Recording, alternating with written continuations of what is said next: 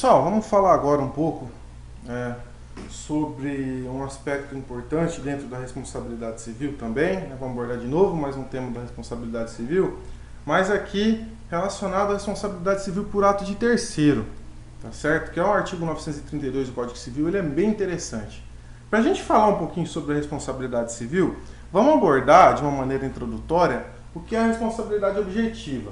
Pessoal, a regra dentro do Código Civil é que aquele que pratica um ato ilícito e, portanto, gera o dever de indenizar a terceiro, ele vai ter esse dever de indenização aferido quando a gente tem a questão da culpa, né? Vai ter que se avaliar se a pessoa agiu, né, se esse agente atuou de maneira intencional ou não intencional, para que o prejuízo que atingiu o terceiro viesse a se concretizar, tá certo?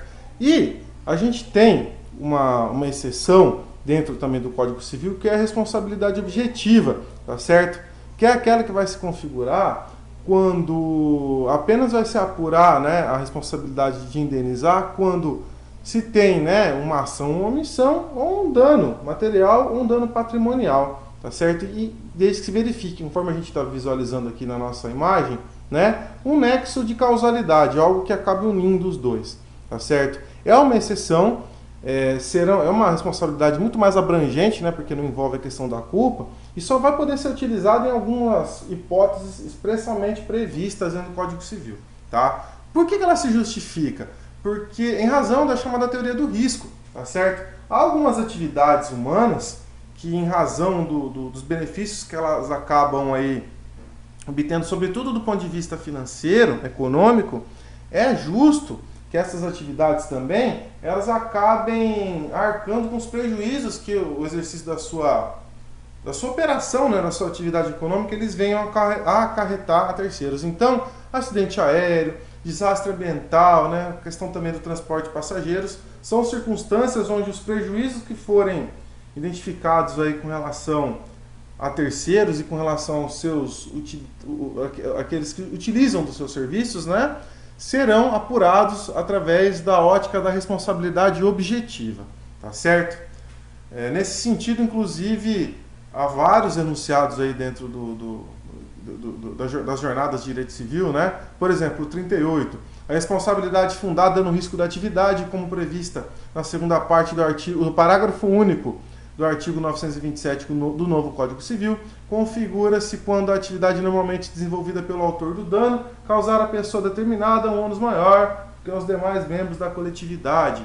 O 446 também, pessoal. Responsabilidade civil prevista na segunda parte do parágrafo único do artigo 927 do Código Civil deve levar em consideração não apenas a proteção da vítima e a atividade do ofensor, mas também a prevenção e interesse da sociedade, né? Por exemplo, né, a imagem que a gente tem aqui à direita, né, do dano ambiental. Isso aqui foi aquela situação lá em Mariana, né, em Minas Gerais, da Samarco. O prejuízo ambiental que ocorreu ali trouxe danos para a coletividade, para um sem número de pessoas, né? Então, também dever da lei, né, do Código Civil, proteger o interesse dessas pessoas, né? E só a título de ilustração, né, o parágrafo único do artigo 927 está aqui abaixo, né? Haverá a obrigação de reparar o dano, independentemente de culpa, nos casos especificados em lei ou quando a atividade normalmente desenvolvida pelo autor do dano implicar, por sua natureza, risco aos direitos de outrem, tá certo? E vamos falar um pouquinho agora, então, especificamente sobre a responsabilidade sobre o ato civil por ato de terceiro. E já destacando desde já, é uma responsabilidade indireta, ou seja, os seus responsáveis não serão, em regra, os diretos causadores do dano. Então vamos falar um pouquinho, vamos tratar um pouquinho desse artigo 932. São também responsáveis pela reparação civil. 1. Os pais pelos filhos menores que tiverem sob sua autoridade e em sua companhia. 2. O tutor e o curador pelos pupilos e curatelados que se acharem nas mesmas condições. 3. O empregador ou comitente pelos seus empregados serviçais e prepostos no exercício do trabalho que lhes competiram em razão dele. 4. Os donos de hotéis, hospedarias, casas ou estabelecimentos onde se albergue por dinheiro, mesmo para fins de educação, pelos seus hóspedes, moradores e educandos. 5. Os que gratuitamente houverem participado dos produtos do crime até a concorrente quantia. Tá certo? Então o artigo 932 oferece para nós um rol exaustivo, né? Não é simplesmente exemplificativo, das pessoas que vão ser responsabilizadas pelos atos praticados por terceiros, né? Pessoas que, de alguma maneira, vão se vincular aos atos praticados por esses indivíduos, tá certo? Pessoal, primeira coisa, antes da gente voltar a tratar caso por caso aqui, a gente vai estar tratando de circunstâncias onde a responsabilidade civil aqui vai ser objetiva, tá? O artigo 933 do Código Civil é muito claro nesse sentido. As pessoas indicadas nos incisos 1 a 5 do artigo antecedente, ou seja, todo o artigo, né? Ainda que não haja culpa de sua parte, responderão pelos atos praticados pelos terceiros ali referidos, tá certo? Então, é importante a gente destacar essas circunstâncias. Vamos voltar então ao 932 e vamos abordar item por item. Primeiro, os pais, né, são responsáveis pelos atos dos filhos que estiverem sob a sua guarda, tá certo? Uma responsabilidade objetiva. Todos os prejuízos causados pelos filhos, em razão aí de atos por eles praticados, serão de responsabilidade dos pais. Aqui, pessoal, só cabe uma abordagem que a gente deve fazer com relação à possibilidade de se pleitear a indenização, inclusive com relação ao filho, tá certo? No caso deste praticar algum tipo de ato ilícito e o pai não tiver condições, não tiver patrimônio para arcar com a indenização, tá certo? Então, nesse caso, se o menor ou incapaz aqui ele tiver patrimônio, tá certo? Ele puder, né, portanto, com o seu patrimônio particular, indenizar os prejuízos causados aí à vítima, ele pode ser implicado nessa forma, tá certo? Muito embora a gente tenha aí essa regra, tá certo? A gente tem aí a regra estabelecida pelo artigo 932 do Código Civil, tá ok? Então é importante a gente destacar isso, tá ok? Acho que é importante, né, um aspecto que vale a pena a gente deixar bem claro, tá certo? Um ponto também, pessoal, para a gente destacar é a questão, né, do curador, que vai ser responsável, do tutor, que vai ser responsável pelos atos aí praticados pelos seus curatelados, tá certo? Esses casos pratica algum ato que cause prejuízo para um terceiro, eles serão responsabilizados, tá ok? O empregador vai ser responsável por todos os atos praticados aí pelos seus empregados, tá ok? Se ele venha praticar algum tipo de ato que gere prejuízo patrimonial, né, o responsável direto vai ser o empregador, muito embora ele possa posteriormente ingressar com uma ação regressiva contra o empregado para ver reparado esse prejuízo, ou ainda, né, dependendo da circunstância, pleitear o desconto, né, dos prejuízos que ele teve que arcar, inclusive do próprio salário do empregado, tá certo? Se for doloso, ele pode pleitear, se o ato for doloso, né, que causou prejuízo aí, patrimônio de terceiro, ele pode fazer isso livremente. Se for um ato culposo, ele vai poder pleitear esses descontos se houver previsão nesse sentido no próprio contrato de trabalho, tá certo? Os donos de hotéis, os donos de hospedarias também, ou até mesmo os donos de internatos, né, onde as crianças ficam lá, né, em regime integral para poder estudar, também vão ser responsáveis pelos seus hóspedes, pelos seus alunos, tá certo? Pelos atos que eles praticarem contra terceiros. E aquele também que tiver praticado aí, houver participado de alguma maneira dos produtos dos crimes, né, do crime, né, no caso aí, um delito, vai ser responsável pela indenização até o produto aí do delito, do crime que ele praticou, tá certo? Galera, no caso, por exemplo, vamos pegar o exemplo de 932 do 3, né, do inciso 3. No caso de um médico que trabalha no hospital privado, caso ele pratique algum ato que gere prejuízo a alguém, quem vai ser responsabilizado, além do médico, propriamente dito, né? O hospital, tá certo? Enunciado 191 do Conselho da Justiça Federal, muito claro, né? A instituição hospitalar privada responde na forma do artigo 932, inciso 3º do Código Civil, pelos atos culposos praticados por médicos integrantes do seu corpo clínico, tá certo? Vimos, né, que a responsabilidade é objetiva, tá certo? Importante a gente destacar isso aqui, né? Olha o importante, só para a gente também finalizar, os enunciados 450 e 451. Vamos dar uma lida que é importante. Considerando a responsabilidade dos pais pelos atos danosos praticados pelos filhos menores, é objetiva e não por culpa presumida, ambos os genitores no exercício do poder familiar são, em regra, solidariamente responsáveis por tais atos, ainda que estejam separados, ressalvado direito de regresso em caso de culpa exclusiva de um dos genitores. Então, mesmo no caso de divórcio, a guarda do filho tiver apenas um dos pais, o enunciado 450 demonstra, que ambos serão responsabilizados. E o 451, pessoal? A responsabilidade civil por ato de terceiro funda-se na responsabilidade objetiva ou independente de culpa, sendo superado o modelo de culpa presumida. Galera, muito embora os representantes respondam objetivamente pelos prejuízos causados pelos representados, para que a gente tenha uma efetiva obrigatoriedade dessa indenização, o ato praticado pelo representado deve ser um ato que se enquadre na responsabilidade subjetiva, tá certo? O empregado, vamos dar um exemplo do empregado, ele causou prejuízo a alguém, maravilha, o empregador vai ter que indenizar, mas esse ato ilícito por parte do empregado, ele vai ter que se configurar como responsabilidade subjetiva, tá certo? Importante a gente destacar isso aqui, tá joia? Acho que é importante esse aspecto a gente deixar bem claro, tá ok? Vamos então dar continuidade aqui à análise, Pessoal, com relação ao estabelecimento de ensino, no caso de prática de bullying, esse estabelecimento de ensino que cuidam de menores de idade, eles serão responsabilizados, pessoal, por eventuais indenizações.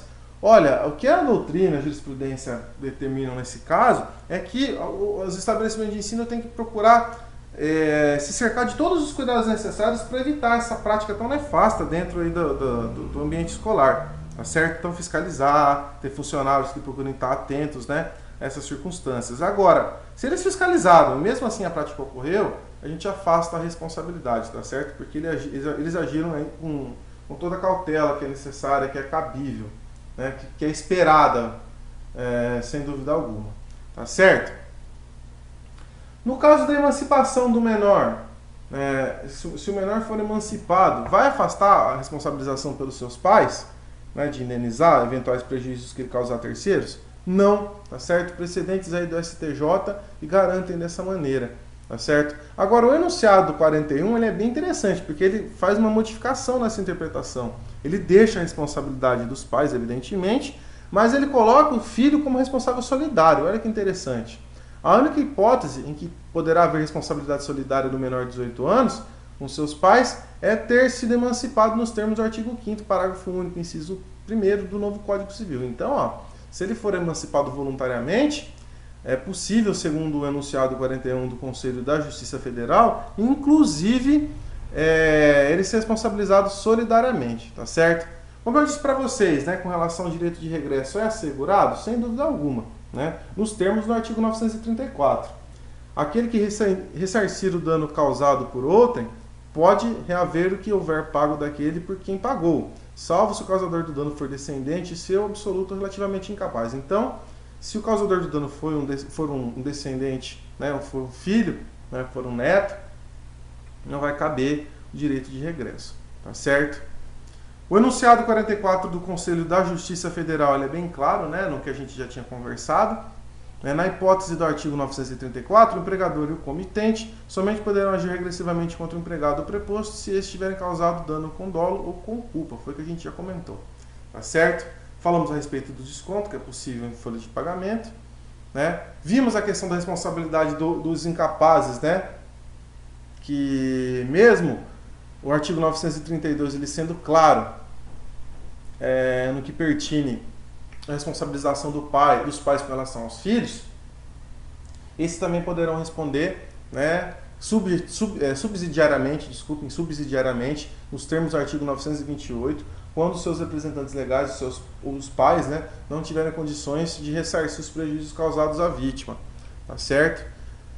Também aqui, pessoal, a gente tem uma responsabilização interessante, que é aquela pelo fato do animal ou da coisa. Olha o que o artigo 936 fala para nós. O dono ou detentor de animal ressarcirá o dano por este causado se não provar culpa da vítima ou força maior. Então, qualquer tipo de prejuízo causado por um animal que seja da minha propriedade ou da minha posse, deverá ser por mim indenizado, certo? Exceto se o prejuízo ocorreu por culpa exclusiva da vítima. É uma responsabilidade aqui objetiva, tá certo?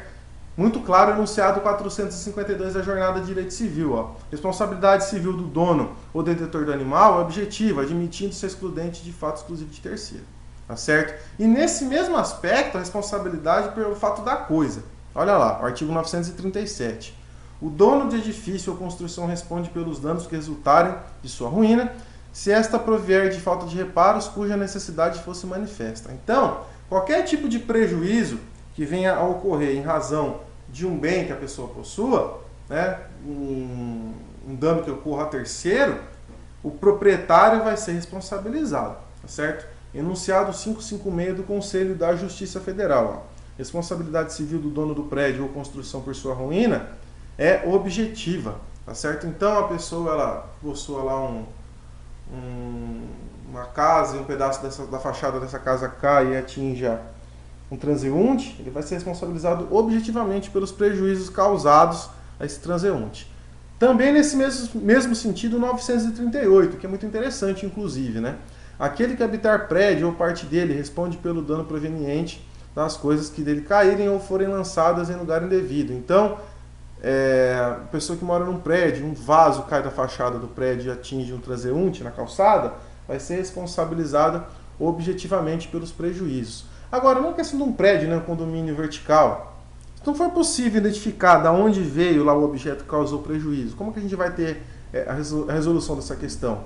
Enunciado 557 do Conselho da Justiça Federal, pessoal. Olha lá. Nos termos do artigo 938 do Código Civil, se a coisa cair ou for lançada de condomínio edilício, não sendo possível identificar de qual unidade, responderá o condômino assegurado direito, responderá ao condomínio, desculpem, né? Assegurado o direito de regresso. Então, todo o condomínio responde, tá certo? Depois, se conseguir identificar o autor dos fatos, esse vai ser obrigado a indenizar os demais, tá ok? Também, pessoal, o mesmo raciocínio vai ser utilizado no caso do indivíduo que arrenda propriedade rural, tá certo? Para uso econômico, né? Por exemplo, o plantio de uma determinada cultura. Se em razão dos atos necessários ao plantio da cultura, né, isso causa prejuízo a terceiros, tanto o arrendatário quanto o proprietário do imóvel serão responsabilizados, e objetivamente, em razão da teoria do risco. Né? E no caso também, pessoal, daquele que empresta o veículo, ele é o proprietário que empresta o veículo para um terceiro, esse terceiro acaba causando um acidente. O proprietário vai ser responsabilizado solidariamente, juntamente com o motorista, tá certo?